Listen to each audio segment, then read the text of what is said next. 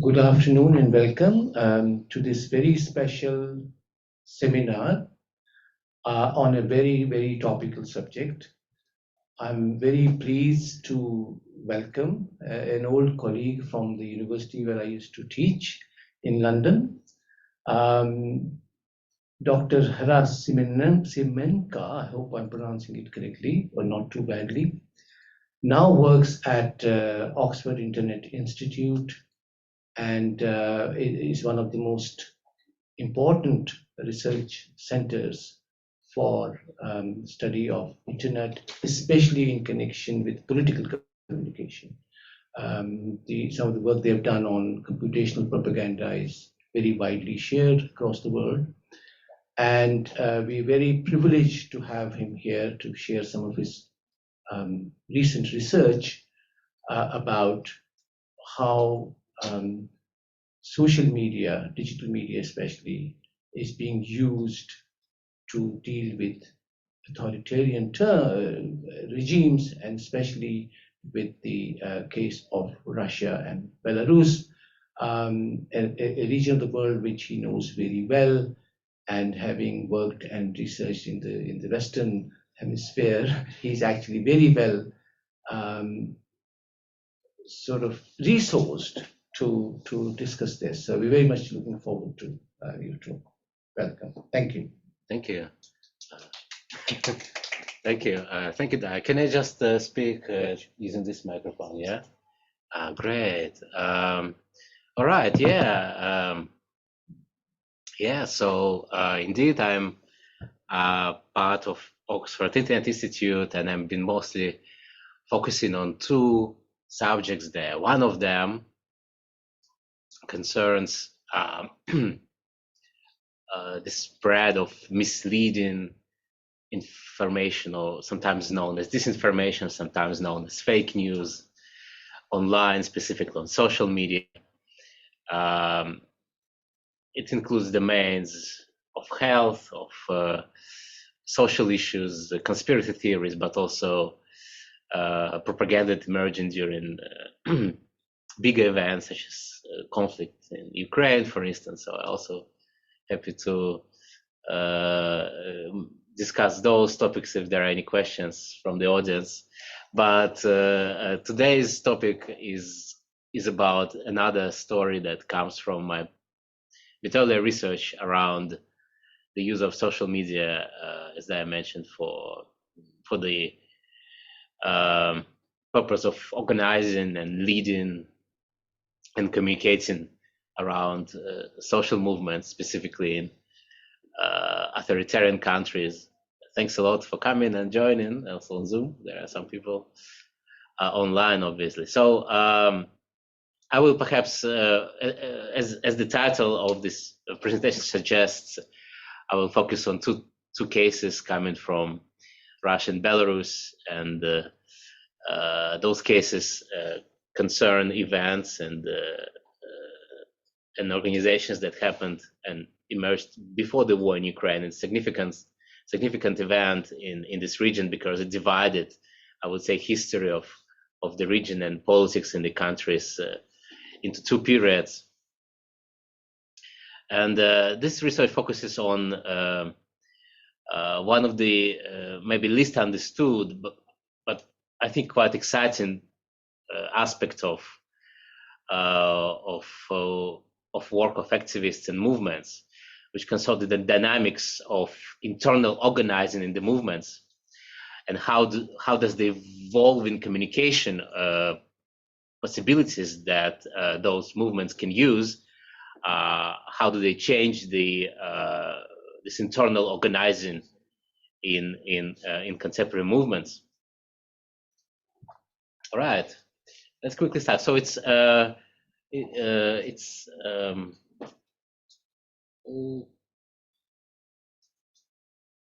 just, yeah. Well, we managed to switch the slide. Now we are on slide 2, and this helps me to define what type of countries I call authoritarian. Obviously, it is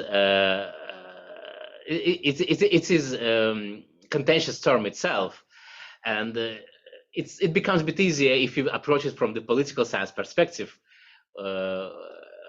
because in political science, I think people are maybe a bit easier about this term rather than when it comes to communication studies. But I think for my purpose, I've been looking for a term that helps me to define the context in which those people need to act and interact. And one of the ways to look into them is to look into what type of restrictions people face in sort of context. So, and reports like Freedom of the Net report that defines here countries in origin considered to be not free, or for instance, freedom of the press reports, and they show, for instance, how remarkably close Belarus and Russia are ranked in those reports. It's interesting because obviously in terms of size they'd be different, in terms of political systems they might be different, but somehow media systems appear to be, specifically how internet developed in those countries, appear to be quite similar. And that's why I think comparison between them also makes some sense. So what people who are active in those countries face is specifically concerning what I call repressive pressures. It's various political persecutions and restrictions on mobilization, as well as multiple digitally exaggerated challenges, such as state surveillance, censorship, and propaganda. But what are those exactly people who sometimes face those challenges if they go into opposition to the government? How to better call them? There is a term used by as an Authoritarian known as Anti-Authoritarian movement. And why I use this term, not other terms? One of the reasons is this man. You might have heard of him, might have seen him. He is one of the most prominent opposition figure in Russia. And he's important also because he's a key case study in my own study. His name is Alexei Navalny. He's been active as an activist for quite a while, but this is also him on the second picture. And what do you think the difference between those two pictures, except for time difference? In fact, the picture to the right been taken 10 years prior to the picture to the left, though remarkably he maybe even looking better in the in the left picture than the right. Yeah, what is interesting transformation. So what do you think? What is the other differences you might think about? I would look into those flags, and if you're familiar with the context, you might of course not, but the context points out towards the event that he attends here, and the event is in fact the very far right nationalist march, full of people who would pursue quite nasty ethno-nationalistic ideas, something like Russia is for Russians and things like that. And Russia is of course a home to maybe 60 or 70 or more different ethnic groups. So it's crazy idea, in fact, for this country, for such a multinational federation, in fact, officially. He regretted attending this event, but for me, this picture reminds that not all activists are in fact pro-democracy activists. Not all of them are that nice. He's extremely popular. Many people believe he might be next leader of Russia, whatever happens to current one. But in fact, his own ideology, his own political views, quite far away from what many people would call democracy.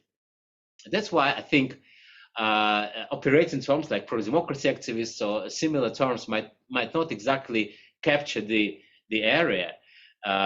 It's because in countries I'm looking at, any political opposition considered to be inferior, and all of them sort of often united in wider coalitions that experience pressures from the state, those pressures I mentioned, repressive pressures. So Mr. Navalny is one of the key cases in my study, and he's an example, and his movement he built is an example of an anti-authoritarian movement organizations of people who unite in a sustained and conscious challenge to a state that exhibits the qualities of digital autocracy, that directs repressive pressures, such movements. And another important term here also comes from political science, is preemptive policy. Is a policy that often is used by these states against which activists sometimes act and try to challenge them. This policy is about targeting people who often become prominent in political struggle. And of course, Navalny's case is an example. This picture is taken from prison, and he is now in prison, in fact. And he might remain there somewhere in Siberia for many years to come. And this preemptive feature of his policy is something that of policy of Russia is exactly an example of how sometimes states try to isolate people who challenge them in advance.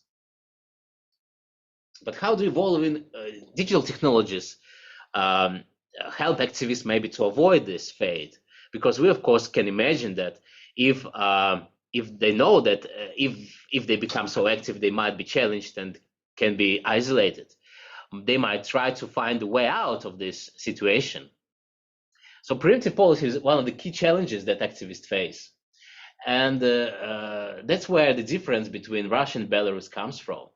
So the first story comes from Russia, where leadership, in fact, hasn't been using this policy that actively before the war in Ukraine. And Belarus is different because this policy, this idea of isolating activists in advance before they pose significant challenge, for instance, before they organize protests, before they go try to participate in election campaigns, this policy has been used in Belarus very actively for many years. So based my analysis on various internet data collection from opposition, from movement pages on VK, OK, which is local social media platforms, Telegram, which is a very popular social media platform in Russia and Belarus, Facebook, interviews and my observations. And I compared two cases I mentioned, Belarus and Russia. So this case is coming from specific protest episodes happened 2017 and 18 in these two countries. And the case of Russia I already mentioned is a case of large opposition movement organized by Alexei Navalny. And its demand varied from demands to step up fighting corruption to organizing new elections, or elections where Alexei Navalny could participate and win, essentially. That was quite radical demand of the movement that he organized. While the Belarus case is a more curious one. The initial demands of this movement was not about politics, it was more about economy. In 2017, the government of Belarus decided to organize, to establish a new tax. This tax often called tax on unemployment.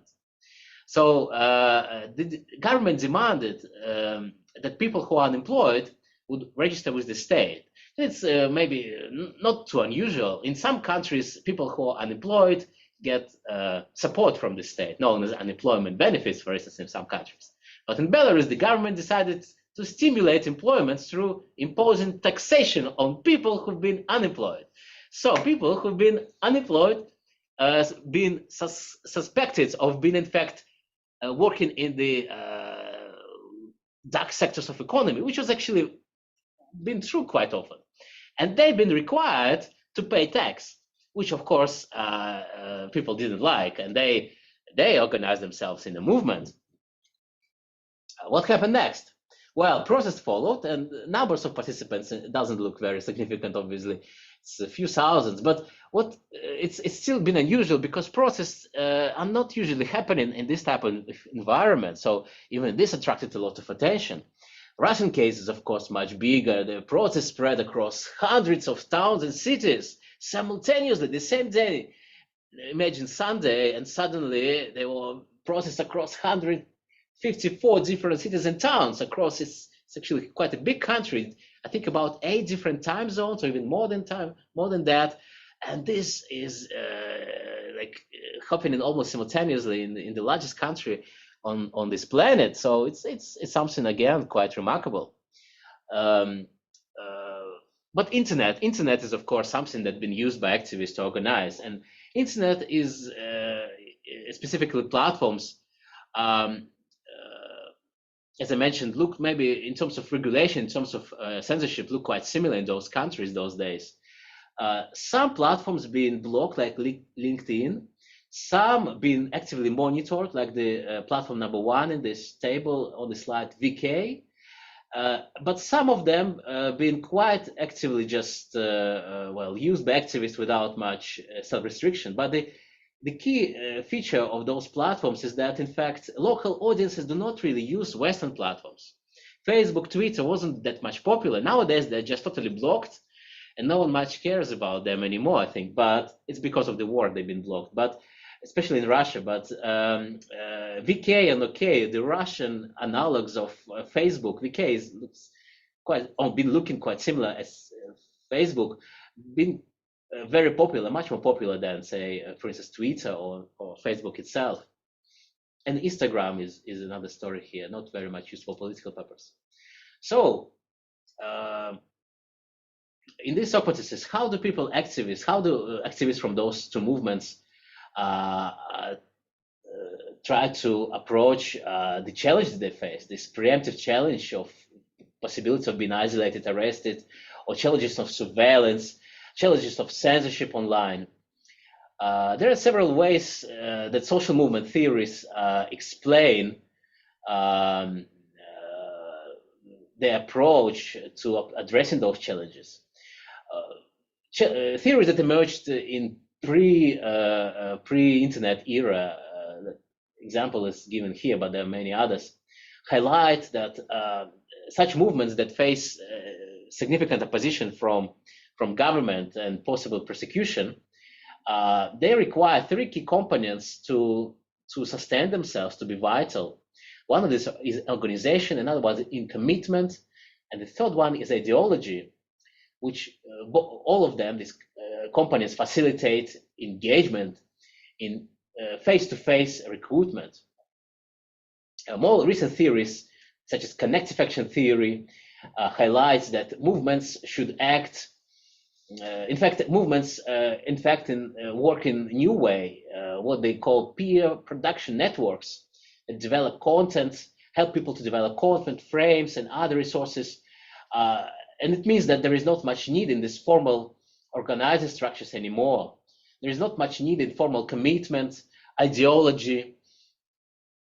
Finally, some digital authoritarianism theories that mostly based on local context explore how exactly those movements look like in authoritarian countries, highlight that it's pre-existing social networks and not personal ties or platforms that drive recruitment or organizing. So what I think is the strength of those theories, the last theory, or the last examples of theories, is that they are very good, well grounded in context, in local context. But the problem is, or the disadvantage is that sometimes they're very descriptive and do not capture a broader picture, while more modern, more popular connective action theories mostly based on Western democracies and do not really capture what's really happening in other type of contexts.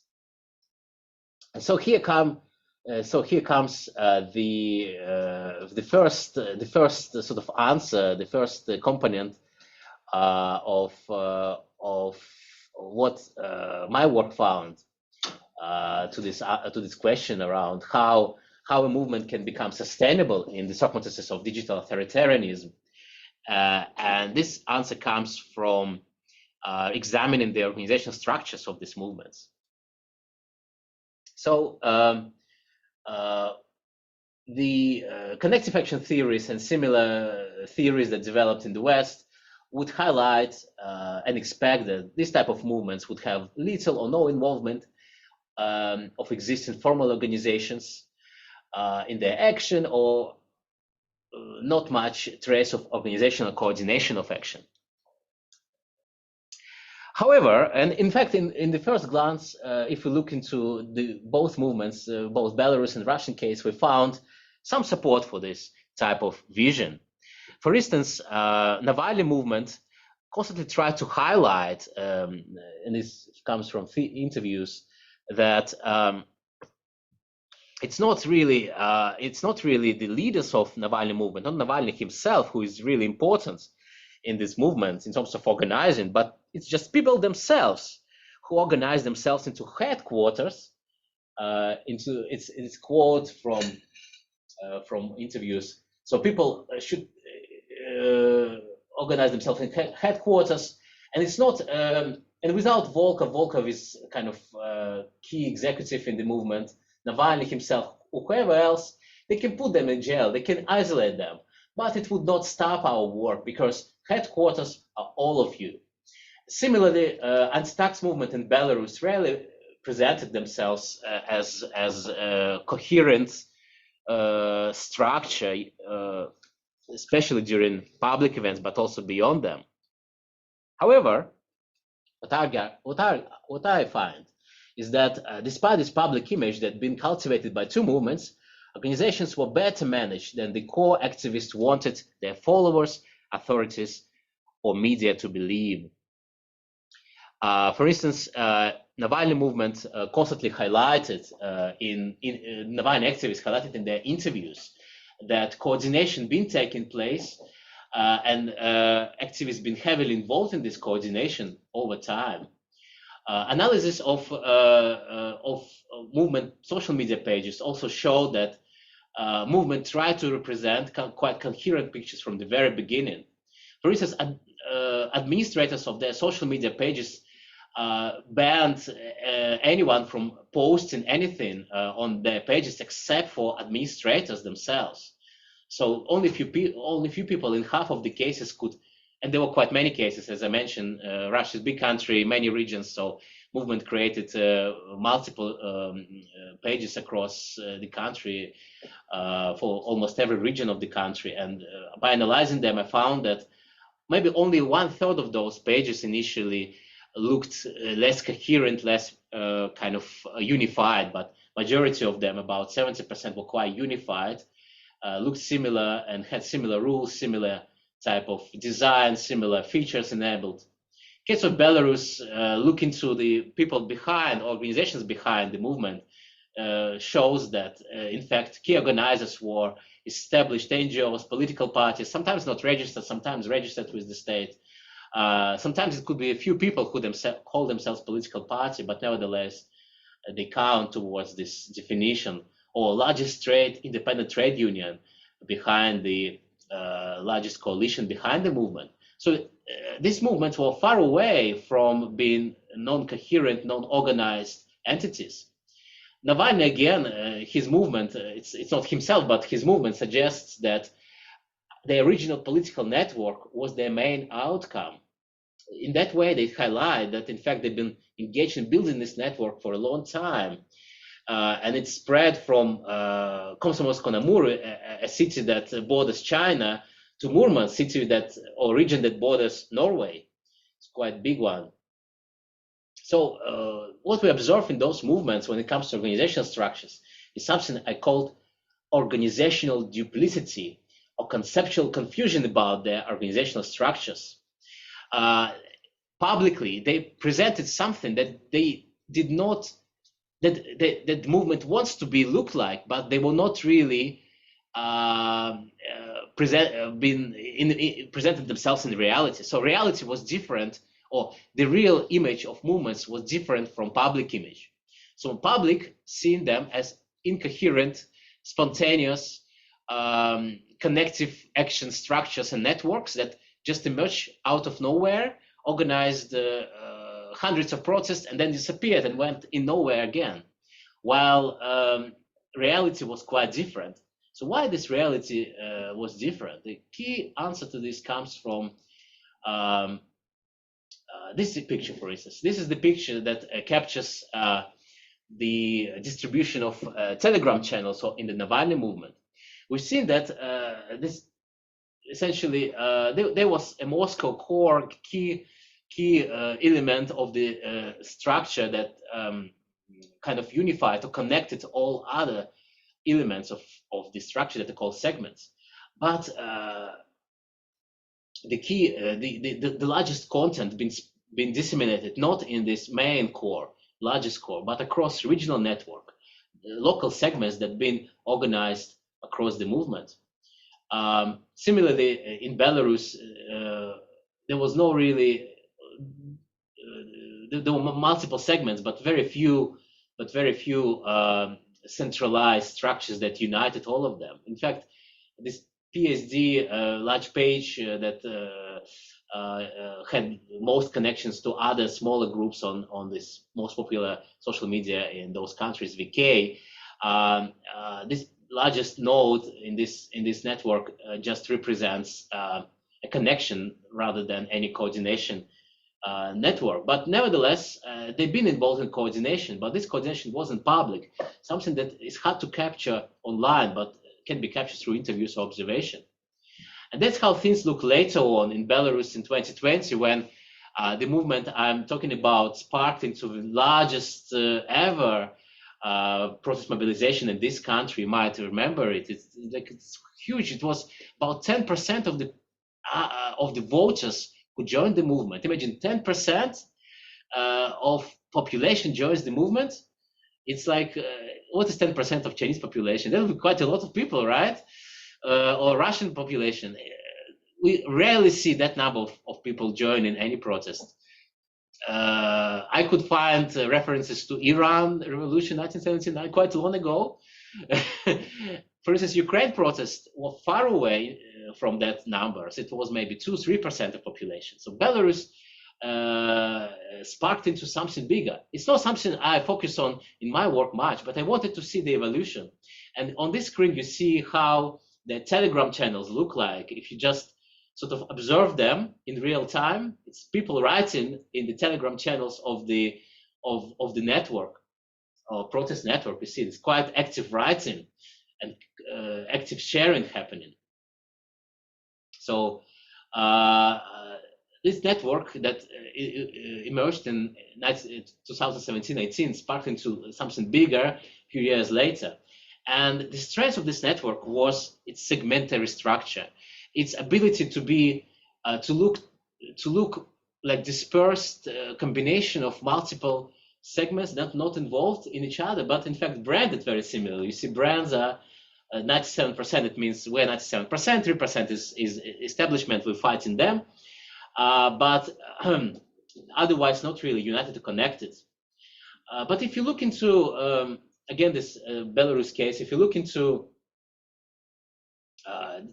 later on the movement been mapped and Telegram channels that existed across the country been mapped on the map, you will see that they've been spread across the country. But if you zoom into them, for instance, starting from one village or one small area across capital, you will see that in one area where maybe 3,000 people live, you find one channel. If you zoom out a bit, you find maybe 10 or 15 channels. If you zoom across some substantial region of the capital, where maybe a few 100,000 people live, you'll find maybe 100 channels. Finally, if you zoom out towards the city level, you'll see that 5,000 channels united 2 million inhabitants of the city. And further on, you will see more people if you zoom out again to the whole country level.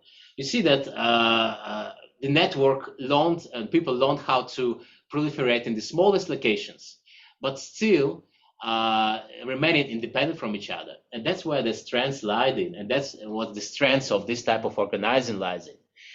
Because on the surface, they might look not very organized and not very connected and not much coordinated. And imagine if one cell of this not very much coordinated network is removed. What happens to it? 1 or 2 cells removed, nothing happens to the rest of the network. Imagine what happens if, for instance, a leader of centralized organization is removed. Imagine that Navalny was really that guy who really was very important to the movement. Without him, the movement could not function. If he's removed, all structure might just fall down. That's what activists try to avoid. And that's why this network emerged as a result of the evolution of protest movement organization. Segmentary structure really helped them to avoid this preemptive challenge when most prominent leaders are removed first and isolated in prisons or removed abroad. Their isolation meant nothing to the movement because removal of one segment or one leader means not much because many other segments and many other leaders exist. That's what I summarize here. So, contrary to popular image, both movements were neither spontaneous or connective, nor highly centralized or bureaucratic. Instead, platforms like Telegram facilitated emergence of new types of organizer structures, which I call them dynamically segmented networks. Dynamically because they evolved also, like between 2017 and 18 and later on 2020, for instance, in Belarus. Such networks consist of vast multitude of nodes of strong local ties, themselves weakly connected to one another. So they've been dynamically adjusting their configuration. But who've been really leading those small segments? Who are those people whose removal would be very substantial damage? That's where the second part of my study comes from. And it one focuses on leaders, the real leaders. So, who could be a leader in this type of a movement? If we read the testimonies or media reports about movements, for instance, this one comes from 2017, Belarus, says it's a testimony from a participant of the movement. We don't have particular organizer or organizers. People just went on the street on the largest square of the country. They just stood there freezing. It was February. And didn't know what to do next. So sounds pretty disorganized, right? And also, if you read testimonies of other type of recent mobilizations across the world, they often discuss lack of appointed leaders, or they often discuss media reports often discuss leaderless rebellions from Hong Kong to Chile. But what is the reality of this type of leaderless rebellions, and why people would like to call themselves leaderless? I argue that the key reason they call themselves leaderless comes from the challenges that they face in authoritarian settings. Specifically, the problem that the leader becomes, who is the leading activist, is most visible one. And that's what I call leadership dilemma, leadership visibility dilemma. Leaders need to balance security with publicity while mobilizing their followers. What is the response to this type of dilemma? Obviously, somehow try to manipulate digital technologies. For instance, platforms like Telegram and other instant messaging platforms. So what I've seen in Belarus, for instance, and we've seen it just now in 2020 case, you remember these Telegram channels that been multiplied across the country. They've been used very actively to avoid surveillance and decrease the visibility of leaders. How does it look like? So this is Mr. Navalny. I already mentioned him. This is him just after he has this eye patch because he was just attacked by acid, so his eye couldn't see. Then later it was repaired. But he looks pretty cool in this picture, right? I don't know, is it your typical opposition leader? I don't know, but he liked perhaps this look and didn't hesitate to use the patch. But remember, I mentioned he's been constantly in prison. Most of the campaign I studied, I looked at in 2018, about half of this year he spent in jail. It's pretty hard to run the movement while being in jail, right? So we can perhaps call him more symbolic leader.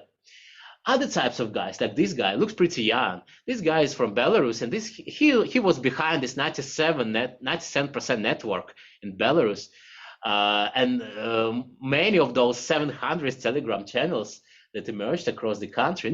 He didn't create them himself, but he was rather an inspiration, and an admin to the largest Telegram channel called Nechta. This one at some moment in 2020 during Belarus protests became the largest Telegram channel in the world. Can you imagine? Telegram wasn't that big those days, but it was big in some countries like Of course, Russian-speaking country, India, where people like sharing illegal links to Bollywood movies to download without copyright restrictions. But even that channel, his channel, managed to overcome even Indian peers, because and imagine, this channel wasn't about fun or entertainment, it was about hardcore politics. And imagine there were like more than 2 million people following this hardcore politics from Belarus. Where is Belarus at all? 10 million people, who cares? Been following actively all the time. So he might be a talent, right? He's like 23 or 22 when it all happened. Wow, fast career move, yeah. But again, he was just public, and he wasn't even in Belarus himself. What I'm most interested in this type of people is shadowy people. Who are they? So again, if we look at, for instance, the structure of Navalny movement, we found eponymous of prominent symbolic leaders such as Navalny himself. We found many public leaders on the different local levels. For instance, leader of St. Petersburg, second most important town in the country, or Moscow local office. But most interesting people are at the bottom of this table. Those people often are not known. They sometimes just totally anonymous or pseudonymous. Let's look how they look like. This, for instance, the page of the administrator, so the key person behind all social media pages of cell of the movement located in St. Petersburg, I believe. This guy, well, his name is Ivan Ivanov. It translates, I don't know, it's the most typical Russian name you can imagine. And obviously, his profile picture doesn't look like him, right? Most likely, maybe it's her. I don't know. Yeah. But anyway, and this is a powerful person. Why is that? Because they can remove anyone from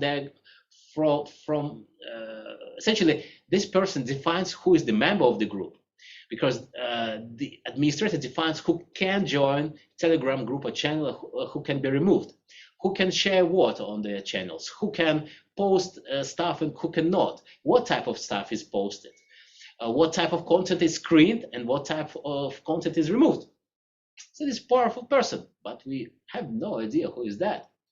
Similarly, that's how those people look on Telegram, yeah? Can we run this slide again, please? Yeah, thank you.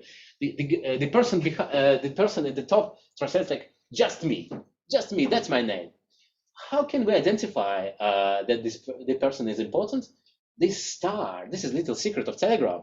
If you ever seen Telegram channels, it's very difficult to identify, or Telegram groups, it's sometimes very difficult to identify who are the admin of the channel, right, or group.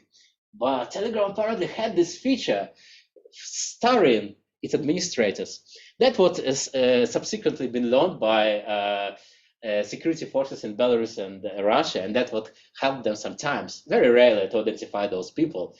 And after that, Telegram changed its policy. Now you wouldn't find those stars. You looked a bit scared. One of the audience member might be the administrator here themselves. Who knows? Well, we don't ask these questions. Okay. So, what are those people doing? What I found that their key role in movements were essentially linked to protest and collective action. They've been involved in choreographing the assembly, providing means for action, and assessing security risks. And that's what brings us to the answer. Who are those third type of leaders? Those leaders I call shadow leaders. Why is that? Because first of all, they are concealed, so they are hidden. They're hidden behind those cats pictures, cats profiles. They're pseudonymous, anonymous. At the same time, they're collective. And this is very interesting quality because they coexist with other types of leaders. You remember we had public leaders, we had Navalny and his people. They somehow coexist together. That's quite fun as well. Not often leaders can share the same stage, right? They often ambitious people. They have their own political agenda. Nevertheless, they've been able to share this stage at least for some period. Finally, they are polycentric. What it means? It means that they often lead different segments, and one leader or couple of leaders control or care only about specific segment. So again, if they're removed, one segment might be revealed or crushed, but other segments remain active. They are platform users, as you, of course, seen, and most of them have administrative privileges. So they're powerful users. They have control over who posts what, who joins, who removed. Finally, they focus on protests. And this is the comparison, like complicated table. It's in the article I published. Welcome to check. I will share a link later. But I think the nature, the figure, the characteristics of those shadow leaders really help us to understand why these leaderless narratives about movements and protests become so widespread. Why so often people fall easily into the narrative of leaderless or spontaneous movement. When it comes to authoritarian countries that press and impose restrictions on expression and on freedom of assembly, leaderless becomes one of the organizational frames that help to protect the movement. So essentially, it serves strategic narratives, and that's why movements really sometimes might like this frame and this narrative, and they would not really oppose it. So just to summarize again, the story I showed and discussed two very common popular images of movements: spontaneous or leaderless, or sometimes people expect that they are not spontaneous or leaderless, they might be centralized and fully controlled, like political party or some other type of bureaucratic institutions. However, when it comes to anti-authoritarian movements, we often see different types of organizing that emerges from activities of those movements, specifically from their interactions with platforms like Telegram and similar newer platform technologies. What emerges is dynamically segmented structures that have this polycentric, so many leaders responsible for different segments, qualities that are linked by the activities of their multiple layers. And the key layer here are shadow leaders, people who are concealed, collective, and polycentric, have administrative privileges, and know how to address repressive pressures in digital autocracies. So shadow leaders facilitate the function of networks that consist of vast multitude of nodes of strong local ties that are themselves weakly connected to broader national or between region levels. And if they learn how to dynamically adjust to change, and sometimes maybe hide, sometimes become more public, they might appear to be successful. So you're wondering what happened to those two movements? What happened to Navalny or this anti-tax weird unemployment story? So anti-tax movement that demanded the abolition of a tax on unemployment in Belarus, in fact, was successful. It was a very unusual story because in Belarus, protests are never successful. Otherwise, why it's a dictatorship that lasts for 30 years? Well, it was successful this time. And the demands of the movement essentially were satisfied, and some public leaders were isolated for a little bit in jail, but interestingly, none of those key prominent shadow leaders, administrators, and leaders of small segments were located by the government within a year after the movement finished. But and of course, it gave those people a very important ability and knowledge that helped them to build larger networks and larger followership 2 years later when 2020 happened. In Russia, it was a bit different story. Demands was much bigger. As I mentioned, demand of Navalny movement was essentially new elections when Navalny can win. As you know, Navalny is not president. There's a different president in Russia. Navalny is in jail in Siberia somewhere, might be called. But what happens is his people somehow still active. And again, some public leaders, prominent leaders that are famous, like Ufa segment, some other St. Petersburg segment, those people might be isolated or have to leave the country. But what they claim, at least, and it looks like it's true, people who've been at this shadow level, or even they're just followership, ordinary people, they're still in the country, and they might not be very active because there are multiple restrictions on their activity. But some of them oppose the war. Some of them demand, for instance, peace with Ukraine and work towards it. And I think that's what they see for themselves as the current goal. So what they say is that, in fact, they've been able to preserve the key elements of this network that they built almost 5 years ago, and it's still they claim to be viable and sustainable, though it's very much in shadow and very much hidden. Yeah, so thanks for your attention, and feel free to check my recent publications if you're interested in learning more about those stories. Thank you. Thank you, Alex, for a fantastic presentation. Mistura, can I ask you how much time do we have? 1:30? 30 minutes, yeah.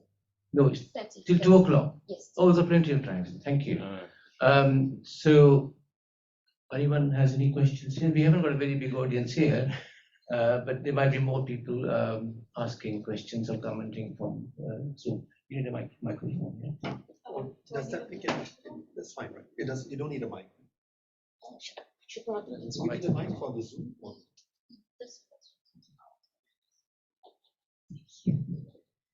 Thank you so much for your fascinating talk. I'm really impressed, and also I think I have two questions. So the first one is about the usage of different platforms. Like I think you mentioned in the Russia case, Twitter or Facebook is blocked by the government. But I'm thinking, like, for example, in China's case, which is a very highly censored platform you have, like, for example, like the most recent blank paper movement. Of course, Twitter and Facebook are also blocked in China, but I also find several pages that like kind of exist in the internet domain that is also blocked by China, and they have this kind of page, especially I think for maybe their target audience is like overseas Chinese diaspora or whatever who have this kind of VPN or access to their page, and they have this information about the timeline and also the collective action. And I'm also thinking whether if that's also the case in Russia or Belarus, whether people will seek this kind of counter-censorship action to like construct a page, especially in the platform that is blocked by the government, and then try to do some collective action and at the same time protect themselves from the government censorship or this kind of trace of their IP or something. Yeah, exactly. Yeah, that's a huge question, of course, and it's obviously the level of censorship in China is definitely much higher than in Russia, especially during those periods I looked at. However, more recently, I think Russia is getting closer towards direction of that been taken by China. Though I don't think they're capable of achieving the same level of ability to control the internet, because of infrastructure, in fact, looks differently. They, for instance, lack a similar powerful components of their internet if they would like to switch it off and make it domestic one. For instance, they don't have anything like YouTube, for instance. Yeah, they In China. yeah. But in Russia, they sponsor something called RuTube. But what I hear from people including people who created it initially, but then it's been bought by someone else, and they say that technical capabilities are not there to satisfy the demand for similar type of video hosting platform, for instance. Also, many other stories that make Russian censorship much less effective, or Belarus censorship as well, less effective than because, well, China started building their censorship machine much earlier, right? Much earlier. Russia was not really caring about it until 2000, maybe 14 to 16, so this period, so and still they're not there, far away. So basically it means that it's much easier for activists to interact, even if officially something is blocked, like Instagram blocked or Facebook blocked. Doesn't mean that people do not go there, because it's pretty easy to access, much easier than using VPN here or China than, for instance, using it in Russia. And secondly, they found out that Telegram is the most useful tool, and they tried to block it and failed. It was a very funny story that the Russian state tried to block Telegram for several years, and they couldn't. Instead, they blocked Google, and they didn't want to block Google. They say, what's going on? Why are we blocking Telegram? Telegram isn't blocked, but Google is blocked. It's because Telegram used Google IPs to function, and it's possible. So essentially, and they started automatically blocking all Google IPs. So it's a lot of this type of funny stories that lead to the conclusion that at least Russian technologies do not allow doing similar story. And it means that activists, of course, use this opportunity. But it's also a case that activists elsewhere, Telegram became quite. It's also spread in China in some way, in some circles. Not of course among all sort of ordinary people, but some activists use it. Maybe one of the maybe it explains why Telegram does not allow registering on Telegram platform with Chinese number. Interestingly, it's actually doable. I registered my account with my Chinese number. Chinese, yeah. That's so. What we know is that maybe it was quite long ago. No, how? Last year. Maybe it's also just. Does it matter where you are? Also maybe a case. Yeah. But anyway, like yeah, Telegram is a different story. It's a very interesting story because its founder is a Russian guy, and he claims in Dubai now. And he's in Dubai, but no one really knows where he is because he's so secretive. He's just like shadow, like those guys. He prefers to escape people and press, and he claims to be a libertarian. So kind of this radical liberal guy who believes in total power of markets and doesn't accept any regulation. And maybe that's why his platform is not regulated. But anyway, it's not public. It's not listed on any stock exchange. It means he's doing with it whatever he wants. And one of his key kind of reason to support this platform is in fact help people to avoid surveillance. That's what he declares. And maybe that's why this platform became also quite popular among activists. But also, many people have used it. We also recently published a paper looking into how Telegram be used by far-right activists in the West, in Germany. It became a huge platform for all types of conspiracies, nasty stuff. So it depends on the context. But I think there are many cases when people manage to overcome censorship by learning how exactly it functions, constantly updating themselves, constantly seeking new ways. But it also means, of course, that their audiences are restricted and they're not as big as if they went on BK or OK, those two huge WeChat, Weibo type of local platforms that the Russian government allows and even supports. I think there is a related question on Zoom. Oh, great. From your findings, how important is platformization of protests to keep them sustainable in authoritarian regimes? Do you want to address that? Yeah, sure. So platformization and yeah, that's something that might require a definition. What do we mean by platformization, though? But I think what I would say is that is exactly it's when activists became and tried to stay creative, maybe try to stay one step ahead of the government in learning what new platforms are available, is when they get more successful. And I think it's an example is TikTok. So TikTok is a platform that obviously is quite popular and became very popular across many countries during the pandemic. And but it was never really used for political purpose before, at least during pandemic, before pandemic and during. And then what happened is that Alexei Navalny returned after one of his treatments abroad. He was poisoned, almost died, but he again been able to recover, and he said, "I'm coming back to Russia." It was January 2021, and suddenly everyone was like, "Oh, surprised! Why are you coming? Like you're going to be arrested?" And that's exactly what happens. He comes to the airport, lands in the airport, and gets arrested immediately. And this time, his movement prepared something new. So government monitored actively most popular platforms, but didn't pay attention to TikTok.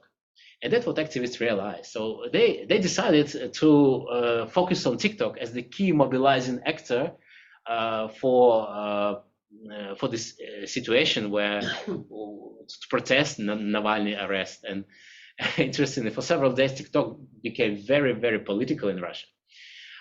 TikTok hated it.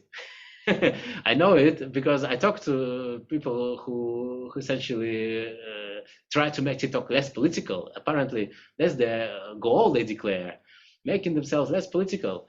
And they try to understand what happened. Why suddenly we became so political in Russia?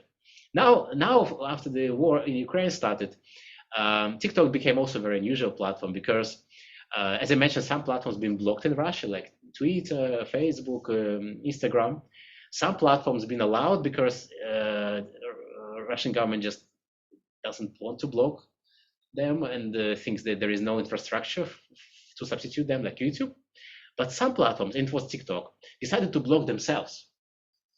So what they did, they essentially told all users in Russia that now, if you are based in Russia, you cannot share anything on our TikTok. You can watch, but cannot share anything immediately after the war started. And it meant very interesting thing. It meant, in fact, that Russian users must mostly get very much exposed to Ukrainian content because Ukraine is also very much Russian-speaking country. And Ukraine didn't block TikTok, which meant that quite often on TikTok, Ukrainian side prevailed until, of course, TikTok block Ukraine, I think, somehow. I'm not sure what the state of affairs now on TikTok, but I think what it shows us is that platformization helps in a way when it's in some way not very established, when activists can find a way to use platforms into their advantage. But when platforms become institutionalized, big, or very much dependent on actors inside the country, it gets challenging for activists to benefit from their use. Thank you. Yeah, you need a mic. Thanks so much. Just to pick up on your last point, I guess it strikes me that if you think of platformization as the introduction of these large new intermediaries in what was previously less intermediated, then I think what you've described is the reality that, yes, while that benefits, it also makes the movement more vulnerable to policy changes, right? That suddenly affects all users in a way that wouldn't be the case if you were using less technologically dependent modes of protest, right? So that's an interesting an observation that I think strikes me from the situation that you described. I have a simple question though, which is how do these decentralized networks protect themselves from infiltration by security agencies and so on, as well as imposter content and so on? Have you seen some evidence of that? Yeah, well, absolutely. In fact, unwanted content is one of the weapons that used by people who do not like movement. The white paper protest was an example, because as you mentioned, if, for instance, Twitter blocked in China, it doesn't mean that Twitter is blocked elsewhere, right? And during those events last year, I think many activists and this year created quite a lot of pages to inform Western audiences, but also inform maybe people who follow Twitter somehow in Chinese. And what we've seen is that their pages and their content and their hashtags been very quickly polluted by pornographic content on Twitter. So people who somehow decided to fight the movement content on platforms they cannot control, they decided to share inappropriate content that would be banned by platform. And in that way, they downgraded all the content linked to activists, because even though even this content makes no sense, it can be deleted. Algorithms work in that way and turn to the way that if suddenly there is this problematic content being linked to the wider network, the whole network being downgraded by algorithms. And in that way, those prominent activists being screened away from larger audiences. When it comes to infiltrators, and it's a greater question, in fact, why do people trust what others, anonymous guys, tell them online? They never met them. They never heard of them. They have no idea who they are, in fact. Why to trust? Why to trust those shadow leaders? Why to trust other peers in this network? It's a huge question. I think the answer comes maybe from the dynamics of movement development, when people at some moment somehow get committed to the cause, and somehow maybe their trust really comes from certain emotions and commitment to the movement, but also of course they know that they might be observed, there might be people who monitor them, and I think they accept it. They just accept it. So they protect themselves as much as possible, make their characters anonymous as possible, and in fact it worked. In case of Belarus, for instance, there are very few cases when people's identities, people who did not want to reveal their identity and participating in those protest networks online, their identity has been revealed online. It's rare the case. Most common way to reveal their identity was through physical examination of their devices, which was happening at random basis. So people might be stopped at the border crossing, for instance, or if there is some just random raid by police on the flat of anyone who might be suspected of being involved in the movement, and then their device is checked and found that they've been linked to this nickname of this possible administrator, then they are revealed. But very, very few cases, in fact, show that people kind of could easily be revealed just because they've been just posted something online. Interesting, yeah? Well, until they posted it under their real name, using their real profile picture. So here, I think we don't really have many cases when those infiltrators really been successful. The most successful weapon in fighting those movements that governments have very often is just physical persecution, physical examination and search of devices, rather than any very elaborated digital tools and ways. Okay, is there any other question from our friends on Zoom? No. So I will then use my position to ask a couple of questions. The elephant in the room is missing, which is the politics of it.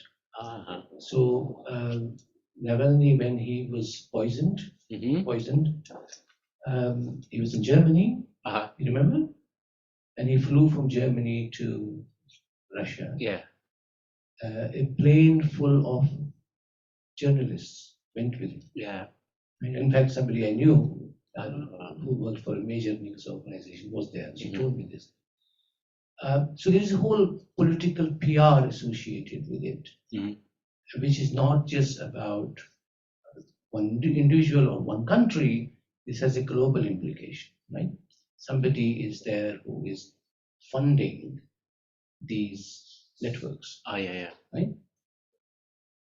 And so these shadowy leaders, they're not that shadowy. Actually, a lot of information is in public domain to find out who is funding them. And it's not an isolated case that you are discussing. I mean, not actually. I mean, it's not a country-specific case. My question is there a lot of hype associated with this power of digital protest, Yeah.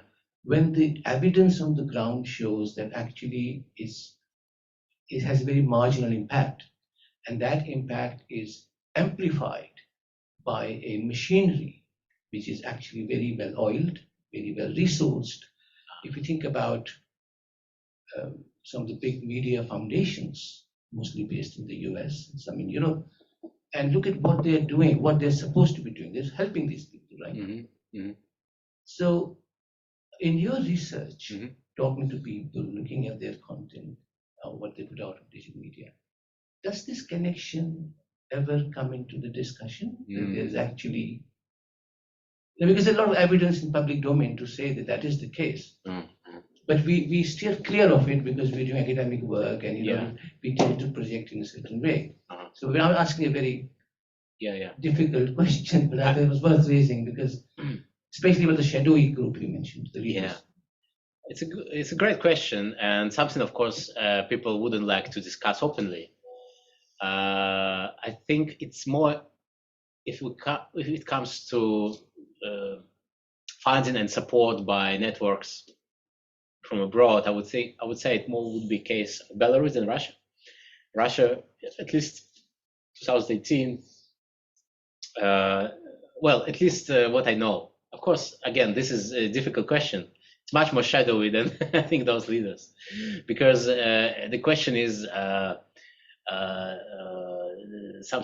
it's funding, and something they wouldn't like to discuss because they would be ashamed for that, but because they would be also prosecuted for taking this money from abroad, and that's why activists in Russia were very proud of building up this fundraising machine that comes from local people. And they've also been very proud of incorporating instruments like Bitcoin and similar tools that helped avoid much tracing who was behind the funding. And most interesting, later on, this knowledge and this kind of type of networks of Bitcoin funding helped some people, some Russian elites, to sell their flats in Moscow and escape abroad, because when the war started, they started escaping in great numbers, and there was famous stories when some kind of Bitcoin cash machines emerged in Moscow with offices in London, so people could deposit large amounts of money in Moscow and then get cash in London, because all transfers stopped essentially when the war started. But what I learned, I think, from them is that it's this funding is they claim it's mostly based on the funding coming from Russians on the small donations, and Navalny was quite open about that. But definitely they received other type of support, and Western media really loved them. And I remember what they were telling to me is that they actually, during the campaign, during MPhil work, they prefer not really talk to them too much. They thought it's a burden really to meet people from CNN and BBC and so on. They say they're always around, they really love us, but we have no time for them, we want to work. They were telling me. Obviously now I think it's a bit different, and indeed I think there was a lot of attention, maybe much more attention sometimes, to Navalny from abroad than from inside Russia. And indeed I think to a great extent the impact of his campaigns more lately were not really prominent in the country. In Belarus, it would be like also interesting when, in fact, the nation infrastructure also emerged in 2020, and it really helped to provide additional organizational linkages and networks that helped to build additional structures for the movement. So sometimes, if it's fundraising structure that coming from grassroots, it helps movement to develop better. But when it comes to, and now of course it's mostly funding from abroad, from foreign funding for Belarus activists linked abroad, and it doesn't really help. It splits movement, and it makes people quarrel for limited resources, and there's a lot of it. So you don't think, sorry. So you don't think this is a major issue, how they're funded and who is funding them? If you go to the NED, National Endowment for Democracy, look at their website. It's all there. Yeah, but not for Belarus. They say they screen it. I'm not just talking about Belarus. Yeah. Because it's not just, as I said, it's not an isolated case. Yeah. So a very prominent case is actually Egypt. Yeah. Right? In the so-called Arab Spring. Yeah. Where at the time of, at the height of it, 2011, actually, I was privileged to visit Cairo. I was at a conference and I saw it. What was happening there. At that time, the Twitter uptake in that country was so tiny. It was like 0.000 some percent of the population. If you look at the amount of prominence Twitter got in terms of as a revolutionary, so that's one point. The other point is when actually the regime was changed, Muslim Brotherhood took over. Mr. Morsi became the president, first democratically elected president in the most important country in the Arab world. What happened? That democracy was not acceptable because he was the wrong guy. So he was put in prison where he died. Some people called it a murder. And a military dictatorship took over. Mr. Obama ruled it. It's all public domain information. I have not access to some kind of declassified information. This is public domain. So when you, and this is just one example, I can give you a dozen more. The question is, as critical researchers who actually go into this detail, why don't we take that extra step and say, actually find out in a more structured way? It's not about what some character is saying on his or her social media thing. And as you say, why do people listen to him or her, right? Are people so naive? Or is it part of a very systematic, and I would say rather sophisticated public relations exercise to promote certain agendas and stop others or marginalize others? And I think that's something which universities should be doing, because we are supposed to be inquiring into, we are not activists, we are not NGOs, right? And I think that's something which I would emphasize. I mean, because you're such a promising scholar and you're doing such an interesting work. But as I said at the beginning, the elephant in the room, sometimes we should perhaps, acknowledge it, if not study it. Yeah, I agree. Yeah, thank you. Thanks. Yeah, and I know it's also part of your great work. No, what I'm saying is this is just a lot of other people are doing that work. Yeah. Anyway, that's valuable. A related question, observation, but I guess what makes the kind of issue that Daya is talking about especially complex to study is that two things could be true at once, right? What you call the elephant in the room might be a reality, but it might not actually be an elephant.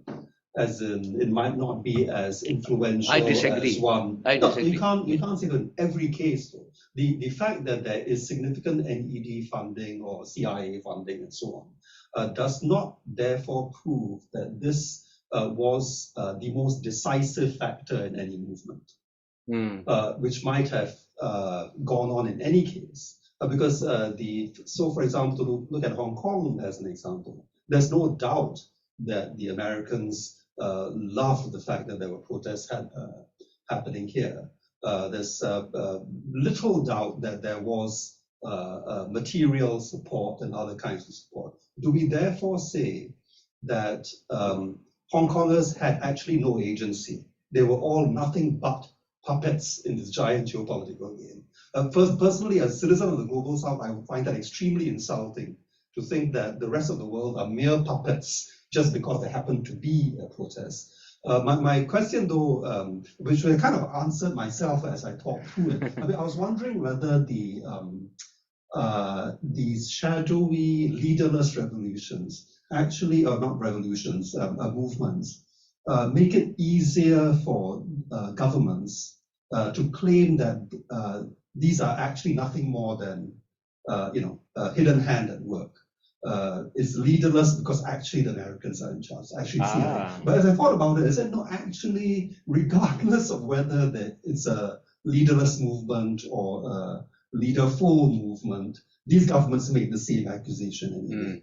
Right? The leaders might be fully visible, maybe fully transparent. It has just become very, very fashionable for governments to claim that whatever disturbance is seen domestically is the result of largely American interference. And in some cases where even citizens laugh at those accusations because they're so non-credible. The ultimate case, of course, would have been the protests around at the tail end of the Chinese lockdown, which again was blamed on foreigners, and ordinary citizens in China, I think, laugh at that claim because they say, "Here, hello, we are so completely insulated from Western propaganda. How could we have possibly been influenced by the West?" No, these are genuine. We're genuinely unhappy about the lockdown, and it's so transparently true that the government is just blaming it on foreign forces and hidden hands. Because that's the only answer that they can give. They don't want to acknowledge that there are, in fact, genuine movements. So this isn't a question because I realize that this is kind of a silly question because regardless of whether it was leaderless or not, I'm sure these governments would have claimed that it's really foreigners at work. So that isn't a question there, unfortunately. No. Thanks for your comment. Do you have another question? I have one more question. Yes, please go ahead. Is there anything else on the? No. Yeah, I'm Yes, just please. thinking in terms of analyzing the trends and dynamics on Telegram. Do you need to go inside each of the group and then to monitor the platform, or is there any what's the methodology approach to monitor Telegram for this movement? Yeah, for Telegram is, in fact, it's the most friendly at the moment, the most friendly platform among bigger platforms. And Telegram, in fact, in terms of membership, it claims to be bigger than Twitter globally. So it's the most friendly platform to collect data using API, application program interface. And when I collected this data, it was even possible, perhaps it's still possible, just to open any chat or any group on Telegram or channel and just download it using several clicks. All communication happened on this channel or group open to you in a useful format, which is JSON or HTML, which helps a lot any researcher who is interested taking broad and bigger perspective and taking some data on. So yeah, it's very friendly, most friendly, I would say, for data collection. So yeah, it's about sampling data. The challenge here is finding those sources. People who build networks, they sometimes don't publish every node of the network. So, and there is no global search on the Telegram. So the idea is just to essentially sample by looking for new sources. So snowballing from several channels if you're interested, and then building up your sample using links in existing sources. Hope it helps. If you need any help, please let me know. Contact me. I'm happy to assist if needed. Okay. Thank you. That's a very PhD student question, right?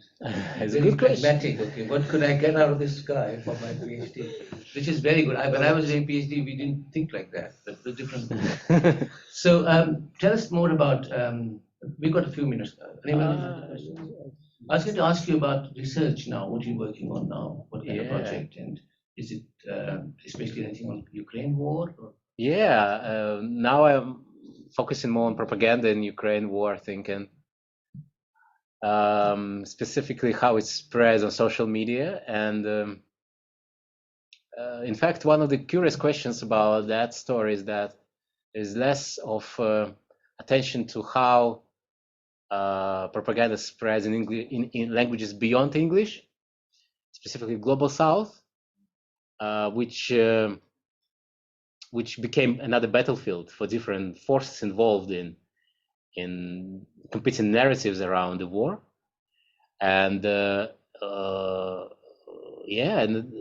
think understanding why exactly certain narrative might win or be winning in certain contextual or platform situation is a specific country is useful, because people have been so much focused on English, especially like people who discuss this story or Europe or West rather than other places, I think it's unfair, just unfair.